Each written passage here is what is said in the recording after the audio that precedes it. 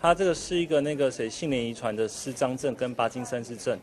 那这个疾病的话，只有在那个菲律宾本地的一个巴奈岛才有。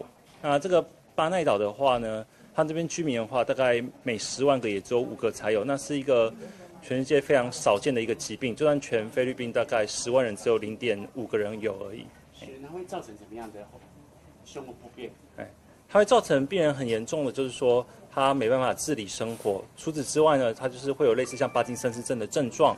那以及他的肢体会非常的僵硬。那大部分这些病人的话，平均寿命的话，大概会比正常人少10到20年左右。那死因的话呢，大部分可能是与感染或者是一些像是一些肢体不便造成的一些头部损伤之类的。是，那我们怎么样用意识到治疗的？那这次是一个非常特别的机会因为此类疾病在国际上有很少的治疗方式。那大部分因为菲律宾本地的资源也比较缺乏，所以能够使用药物治疗的话是有限的。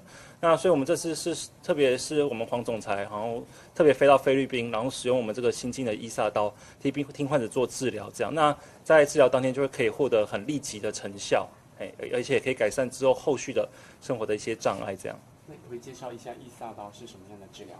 那伊萨刀主要的话，大家可能在国内的话比较常听到的是治疗妇科肿瘤的海扶刀。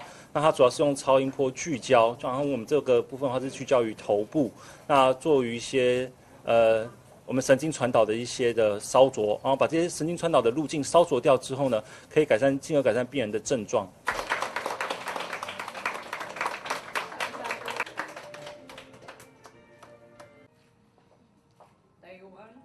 Have already gone since after the procedure that we have done on my case. 它的那个症状，例如像一些震颤，然后像一些失张症，那在头部的部分的话，都有很明显的进步，立刻的，就是在手术术后有立刻的进步这样。这些症状了，的活动，在追求卓越看创。好。喝完了。